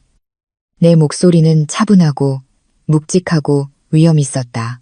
공포에 질려 찍찍거리는 민준의 목소리와는 전혀 달랐다. 당신 새 아내가 읽게도 그녀는 알 권리가 있어. 아니, 그녀가 입고 있는 저 아름다운 드레스의 돈이 어디서 났는지 알 권리가 있다고. 하객들은 깜짝 놀랐다. VIP석의 시어머니는 가슴을 부여잡는 것이 보였다. 입이 떡 벌어졌다. 유나는 민준의 손이 닿지 않는 곳으로 봉투를 옮기며 한 걸음 물러섰다. 그녀의 여자로서의 직감이 작동하기 시작했다. 그녀는 남편의 눈에 서린 공포와 내 눈에 치명적인 평온함을 보았다. 읽어봐요, 유나 씨. 나는 마이크를 통해 부드럽게 명령했다. 안에 있는 종이를 꺼내요. 크게 읽어줘요. 오늘 밤 공짜밥 먹는 하객들도 자신들이 뭘 축하하고 있는지 알게. 유나의 손이 떨렸다. 망설이며 예쁘게 매니큐어 칠한 그녀의 손가락이 봉투 안에 내용물을 꺼냈다. 슥, 세 뭉치의 두꺼운 종이가 나왔다. 첫 번째 장은 수억 원의 숫자에 노란색 형광펜이 칠해진 은행거래 내역서였다. 두 번째 장은 경찰 고소장이었다. 세 번째, 가장 두꺼운 것은 재산 압류 결정서였다. 유나의 눈이 종이에 적힌 글씨를 한 줄 한 줄 훑었다. 처음에는 은행 용어들에 혼란스러워하는 듯 했지만 이내 그녀의 눈은 액수와 거래 내역 설명에 고정되었다. 유나 웨딩 플래너 5천만 원 이체. 유나가 한복의 클립온 마이크에 잡힌 희미한 목소리로 읽었다. 계속해요. 나는 재촉했다. 보석 구매, 청담 주얼리 2,500만 원. 유나의 목소리가 떨리기 시작했다. 그녀는 고개를 들어 민준을 쳐다봤다. 오빠, 이게 누구 돈이야? 오빠가 프로젝트 보너스 받았다고 한 날이잖아. 민준은 당황하며 고개를 저었다. 거짓말이야, 유나야. 저거 다 조작된 거야. 저 여자가 나 함정에 빠뜨리려는 거야. 믿지 마. 민준이 마이크 없이 필사적으로 외쳤다. 그의 목소리는 넓은 홀에 묻혀버렸다. 나는 작게 웃었다. 스피커를 통해 들리는 그 웃음소리는 매우 섬뜩했다. 조작. 나는 비꼬듯 물었다. 유나 씨, 붉은 도장이 찍힌 마지막 장을 펴봐요. 유나는 그 종이를 거칠게 넘겼다. 문서 제목을 읽고 그녀의 눈이 휘둥그레졌다. 재산 및 증거물, 압류 통지서, 경찰 고소장 번호에 의거하여. 유나는 더듬거리며 읽었다. 숨이 가빠오기 시작했다. 가정 내 횡령 및 문서 위조 범죄 혐의에 따라 범죄 수익금으로 구매한 모든 자산은 국가에 의해 압류되어 피해자인 이서연 씨에게 반환될 것임을 통지합니다. 유나는 읽기를 멈췄다. 종이가 그녀의 손에서 떨어져 천천히 펄럭이며 무대 바닥에 내려앉았다. 정적, 완전한 정적, 숨소리조차 들리지 않는 것 같았다. 압류된다고. 그녀가 공허하게 속삭였다. 나는 마이크를 다시 입술에 가까이 댔다. 맞아요, 유나 씨. 압류돼요. 당신이 입고 있는 그 드레스, 내 전세금이에요. 하객들이 먹고 있는 그 케이터링, 당신 남편이 내 서명을 위조해서 빼돌린 내 아버지 유산이고요. 당신 손가락의 그 다이아 반지, 나는 유나의 약지를 가리켰다. 유나는 그 반지를 마치 벌레가 감겨있는 듯 혐오스러운 눈으로 쳐다봤다. 그거 증거물이에요, 아가씨. 나는 날카롭게 말을 이었다. 곧 경찰이 회수하러 올 거예요. 그러니까 기술적으로 말해서 이 호화로운 파티, 이 잘생긴 남편, 그리고 그가 약속한 부유한 삶 전부 다 꽝이라는 거죠. 당신은 방금 파산하고 곧 전과자가 될 사기꾼과 결혼한 거예요. 유나의 얼굴이 급격하게 변했다. 혼란에서 부정으로, 그리고 폭발적인 분노로. 그녀의 도자기 인형 같던 얼굴에 금이 갔다. 그녀는 민준을 향해 고개를 돌렸다. 숭배하던 눈빛은 사라졌다. 완전히 사기당했다고 느낀 물질주의적인 여자의 살기 어린 눈빛으로 바뀌었다. 오빠, 유나가 당거렸다. 당신 성공한 사업가라며, 전처가 당신 돈 뜯어먹었다며, 강남에 있는 그 고급 빌라 당신 거라며. 민준이 뒤로 물러섰다. 두 손을 방어적으로 들었다. 내 말 먼저 들어봐, 유나야. 내가 설명할 수 있어. 돈은 있어. 나중에 또 생길 거야. 내 프로젝트가. 거짓말. 유나가 비명을 질렀다. 유나의 비명은 날카롭게 울려 퍼져 귀를 찢을 듯했고 볼륨의 정적을 깨뜨렸다. 이 사기꾼아. 유나가 히스테릭하게 외쳤다. 그녀는 손에 든 커다란 장미 부케를 집어들어 있는 힘껏 민준의 얼굴을 내리쳤다. 퍽! 장미 꽃잎이 공중으로 흩날렸다. 민준은 뒤로 비틀거리다 단상 의자에 부딪혀 넘어졌다. 나 가난하게 살기 싫어. 나 거지 같은 남편 두기 싫다고. 유나는 자신의 정성껏 빗은 머리를 쥐어뜯으며 소리쳤다. 머리에 꽂은 티아라가 비뚤어졌다. 눈물이 마스카라를 번지게 해. 그녀의 얼굴은 우는 삐에로처럼 끔찍해 보였다. 내 청춘 돌려내. 내 자존심 돌려내. 이거지 같은 놈아. 하객들이 웅성거리기 시작했다. 수많은 휴대폰 카메라가 높이 들려 이 파멸의 순간을 녹화했다. 카메라 플래시가 디스코 조명처럼 번쩍였다. 아래에 있던 시어머니는 의자에서 쓰러져 기절했지만 아무도 신경 쓰지 않았다. 모든 시선은 무대를 향해 있었다.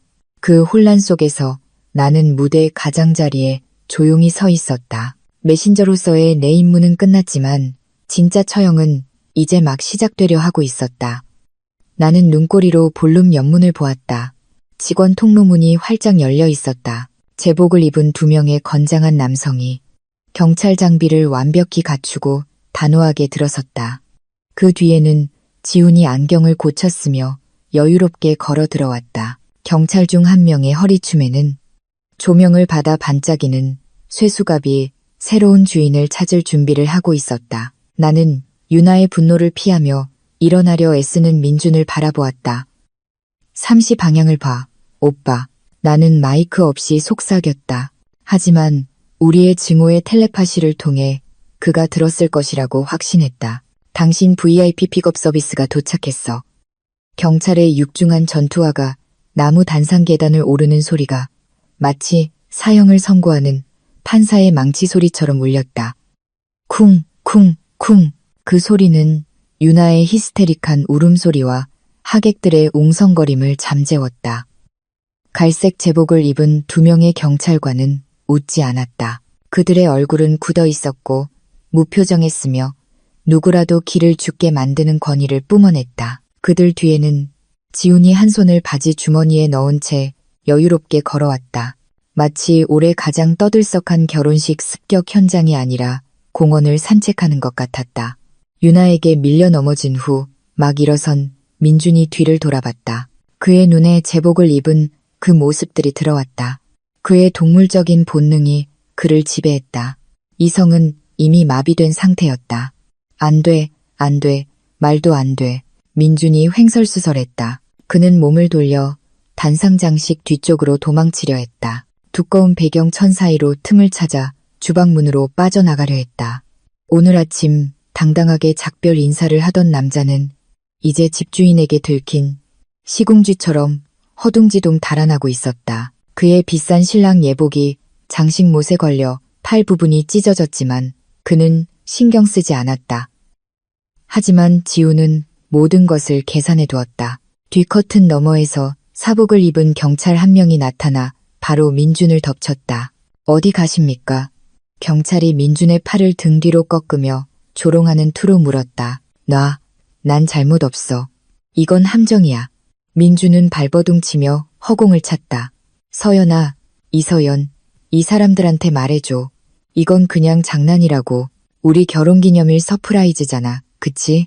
나는 무대의 가장자리에 조용히 서서 가짜 동정심이 담긴 눈으로 그를 바라볼 뿐이었다. 앞에서 올라온 제복 경찰 2명이 이제 그의 위치에 도달했다. 그들 중 어깨에 금색 계급장이 달린 한 명이 허리춤에서 금속 물체를 꺼냈다. 그 물체는 스포트라이트 빛을 받아 차갑고 끔찍한 빛을 반사했다. 수갑 박민준 씨.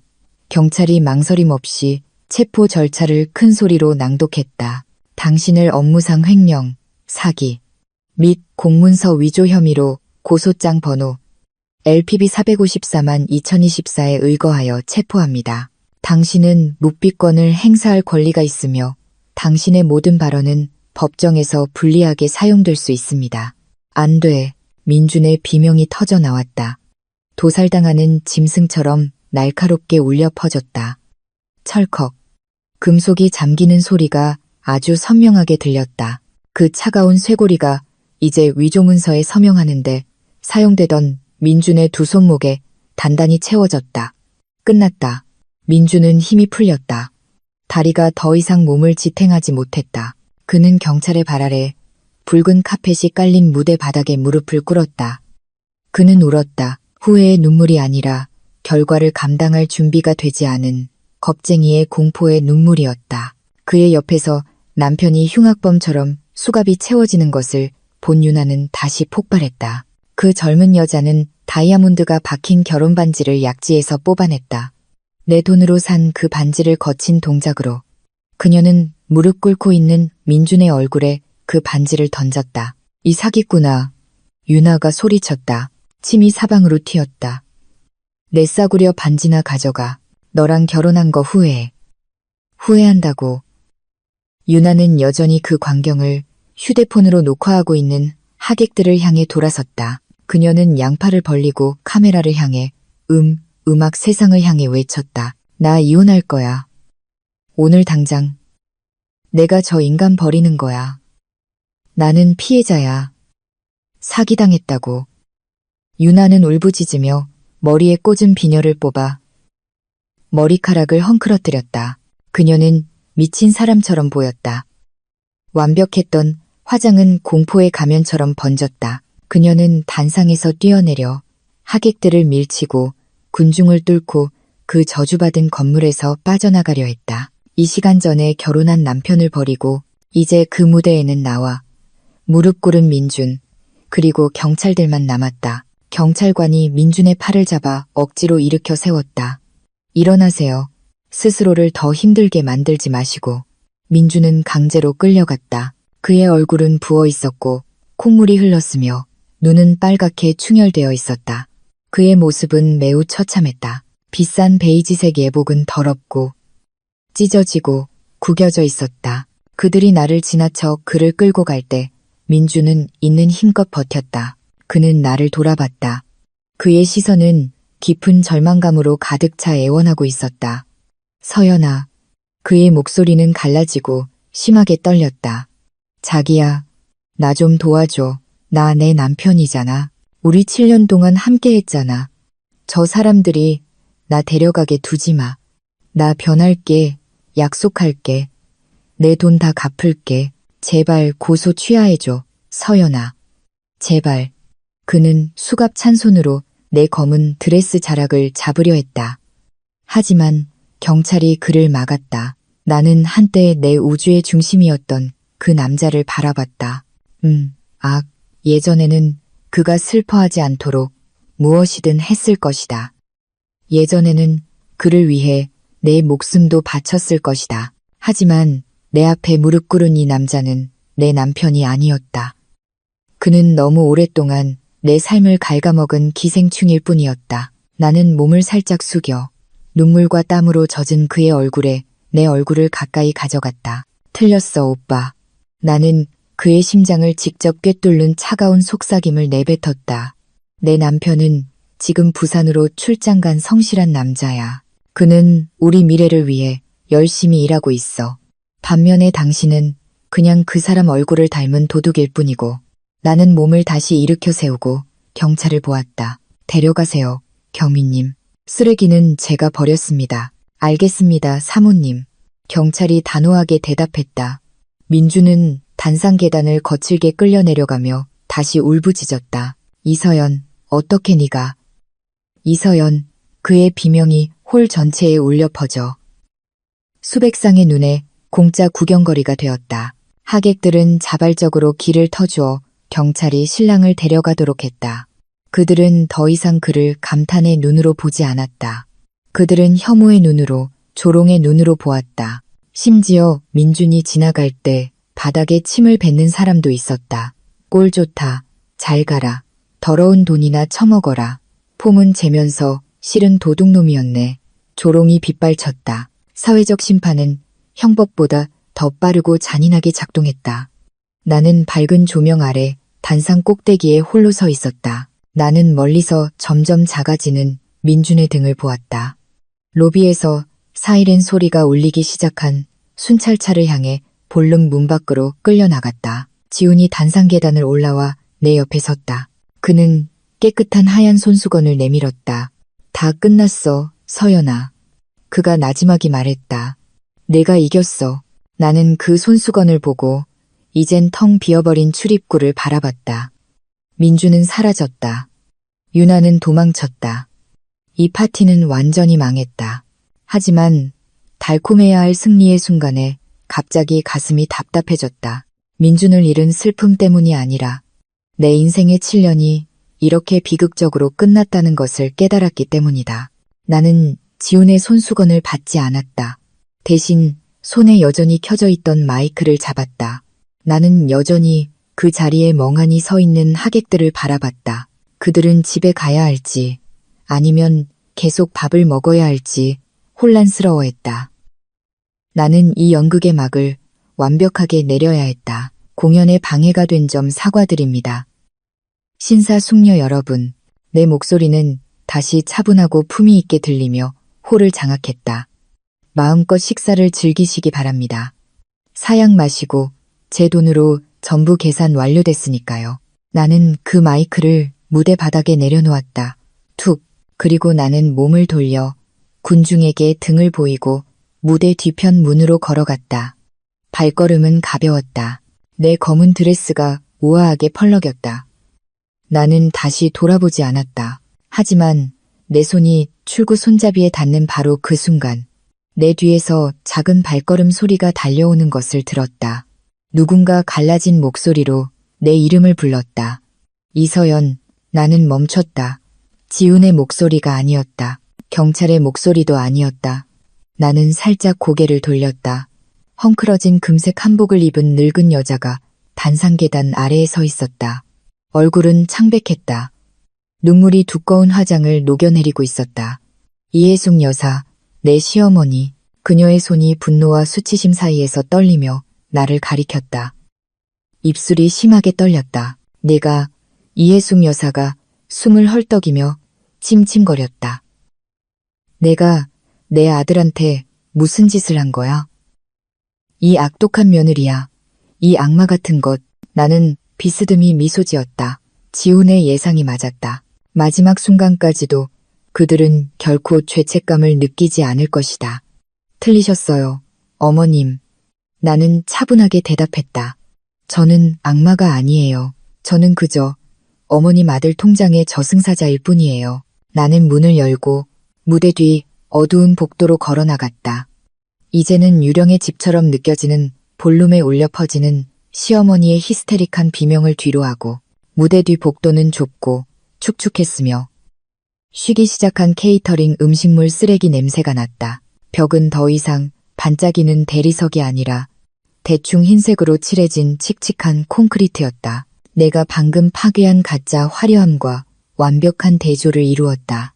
건물 안의 소란스러운 소리, 시어머니의 히스테릭한 비명, 하객들의 조롱, 그리고 경찰의 고함 소리가 이제는 내가 방금 닫은 두꺼운 철문에 막혀 희미하게 들렸다. 여기, 이 조용한 복도에는 오직 내 발소리뿐이었다. 따각, 따각. 리듬이 느려졌다. 더 이상 아까처럼 분노에 차서 쿵쿵거리지 않았다. 발이 아팠다. 이 7cm 스틸레토 힐이 고문하기 시작했다. 나는 잠시 멈춰 차가운 벽에 기대고 긴 숨을 내쉬었다. 폐에서 나온 공기는 뜨거웠고 폭발했던 아드레날린의 잔재를 함께 실어날랐다. 몸이 떨렸다. 두려워서가 아니라 억지로 쥐어짠 용기의 후유증 때문이었다. 끝났어, 서연아. 나는 스스로에게 속삭였다. 내 목소리가 텅 빈 복도에서 희미하게 울렸다. 나는 하이힐을 벗어 왼손에 들었다. 맨발이 차가운 타일 바닥에 닿았다. 정말 기분 좋았다. 땅에 발을 딛는 느낌. 나는 비싼 드레스가 바닥 먼지를 쓸게 내버려 둔 채 복도 끝직원 출구를 향해 비틀거리며 걸었다. 더 이상 신경 쓰지 않았다. 이 드레스는 제 역할을 다했다. 출구문이 열리자 서울의 밤바람이 나를 맞았다. 도로 위의 경적 소리와 오토바이 배기음이 정직한 음악처럼 들렸다. 안에서 들리던 위선을 반주하던 오케스트라 음악보다 훨씬 나았다. 어둑한 VIP 주차 구역에 지훈이 이미 우리가 빌린 세단 보닛에 기대서 있었다. 그는 담배를 피우고 있었다. 하얀 연기가 공중으로 희미하게 피어올랐다. 내가 맨발로 나오는 것을 보고 그는 담배를 버리고 발로 비벼 껐다. 기분이 어때? 내가 다가서자 지훈이 짧게 물었다. 그는 나를 동정의 눈으로 보지 않고 생사를 건 싸움에서 막 이긴 동생을 보는 오빠의 자랑스러운 눈빛으로 보았다. 공허해. 나는 앞 좌석에 앉으며 솔직하게 대답했다. 오랫동안 삼켜왔던 독을 방금 다 토해낸 기분이야. 시원하지만 쓰라려. 지훈은 나지막이 웃으며 운전석에 탔다. 넌 방금 내 몸의 썩은 부분을 잘라낸 거야. 당연히 아프겠지. 하지만 그게 네가 살아남을 유일한 방법이었어. 차 엔진이 부드럽게 으르렁거렸다. 우리는 그랜드 임페리얼 호텔 주차장을 빠져나갔다. 나는 사이드미러를 보았다. 민준을 태운 경찰 순찰차는 이미 보이지 않았다. 아마 경찰서로 가는 길에 절반쯤 갔을 것이다. 유나는 글쎄 아마 길가에서 울고 있거나 빌린 전화로 부모님께 전화하고 있겠지. 재산은 어떻게 돼? 나는 지나가는 거리를 보며 물었다. 안전해. 지훈이 차분하게 대답했다. 그의 눈은 길에 고정되어 있었다. 민준이 타던 팰리세이드는 아까 주차장에서 압류됐어. 유나 웨딩 플래너 계좌는 오늘 오후 5시에 수사관 명령으로 동결됐고 유나가 끼고 있던 보석도 증거물로 확보했어. 내게 돌아오기까지 몇 달 걸리겠지만 법적으로 승리는 이미 우리 손에 있어. 나는 조용히 고개를 끄덕였다. 돈은 돌아올 것이다. 내 전세금 아버지의 유산. 하지만 민준과 함께 잃어버린 7년의 시간은 결코 돌아오지 않을 것이다. 그 어떤 법원도 잘못된 사람에게 낭비한 젊음을 되돌려줄 수는 없었다. 나는 차 대시보드를 열어 물티슈를 꺼냈다. 거칠게 입술을 닦았다. 강렬했던 젓갈색이 티슈로 옮겨가고 창백한 내 본래의 입술색이 드러났다. 눈에 날카로운 아이라인을 지워 뺨 주위가 검게 번졌다. 그 블랙 스완의 가면을 벗었다. 무섭고 잔인했던 여자의 모습은 서서히 사라졌다. 진짜 이서연, 지친 이서연, 상처 입은 이서연. 하지만 자유로운 이서연이 남았다. 30분 후 차는 우리 집 대문 앞에 멈췄다. 15평짜리 집은 칠흑같이 어두웠다. 현관등이 켜져 있지 않았다. 민준이 오늘 아침 떠나기 전에 켜는 것을 잊었거나 아니면 애초에 신경 쓰지 않았을 것이다. 같이 들어가 줄까? 지훈이 제안했다. 아니, 괜찮아. 혼자 있고 싶어. 나는 부드럽게 거절했다. 모든 것 고마워, 지훈아. 푹 쉬어. 내일 이혼 서류 정리 시작하자. 문 꼭 잠그고 지훈의 차가 멀어질 때 나는 차에서 내려 대문 앞에 섰다. 주변은 조용했고 이웃집 정원에서 나는 귀뚜라미 소리만 들렸다. 나는 집 문을 열었다. 딸깍. 하루 종일 닫혀있던 방의 냄새가 나를 맞았다. 나는 거실 불을 켰다. 형광등 불빛이 방을 가득 채우며 오늘 아침 내가 벽에 던졌던 답례품 향수병 조각들을 비췄다. 액체는 이미 말라붙어 벽에 희미한 얼룩을 남기고 향기는 시큼하게 변해가고 있었다. 나는 가방과 신발을 소파에 내려놓았다. 그리고 빗자루와 쓰레받기를 가져왔다. 천천히 그 유리 조각들을 쓸었다. 사각사각 쓰레받기 안에서 유리 조각들이 부딪히는 소리가 명상처럼 들렸다. 조각 하나하나를 쓰레기통에 버렸다. 그 유리 조각과 함께 나는 민준에 대한 기억을 버렸다.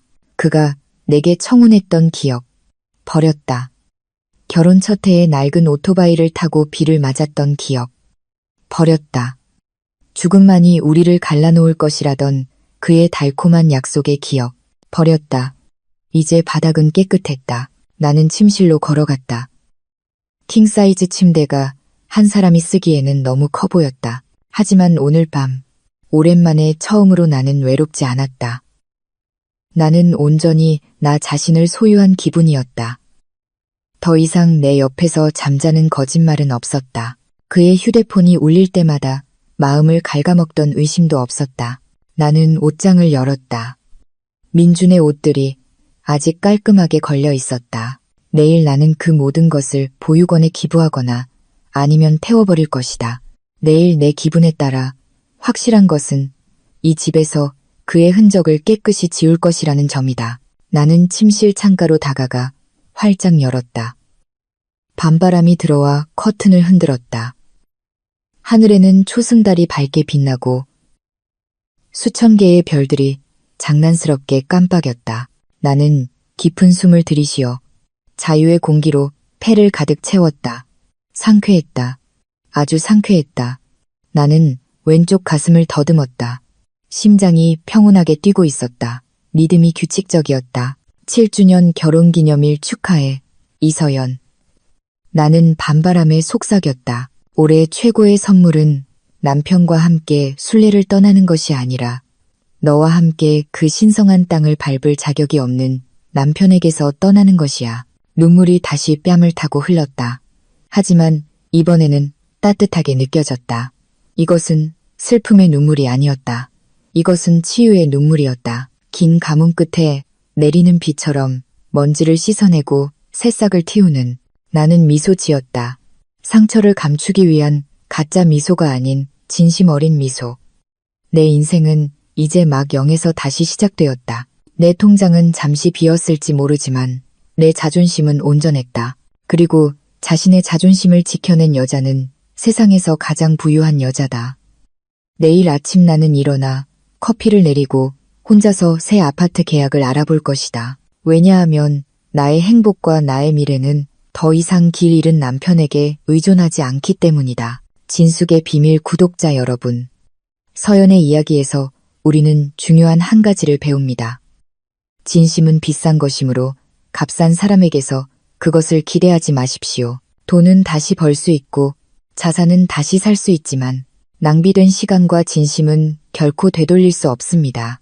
독립적이고 현명한 여성이 되십시오. 당신의 연인을 사랑하되 머릿속에 이성의 공간을 남겨두어 그가 배신했을 때 당신이 산산조각 나지 않도록 하십시오. 대신 당신이 굳건히 일어서서 우아하게 복수하고 고개를 높이 들고 떠날 수 있는 힘을 가지도록 기억하세요. 최고의 복수는 폭발적인 분노가 아니라 그 사람 없이 행복하고 성공하는 것입니다. 이 감동적인 이야기를 끝까지 들어주셔서 감사합니다. 서연의 강인함이 마음에 드셨다면 좋아요 버튼과 진숙의 비밀 채널 구독을 잊지 마세요. 알림벨을 켜두시면 앞으로 더 흥미진진한 인생 드라마를 놓치지 않으실 겁니다. 다음 이야기에서 만나요. 강인하게 버티시고 그 누구도 당신의 행복을 빼앗게 두지 마세요.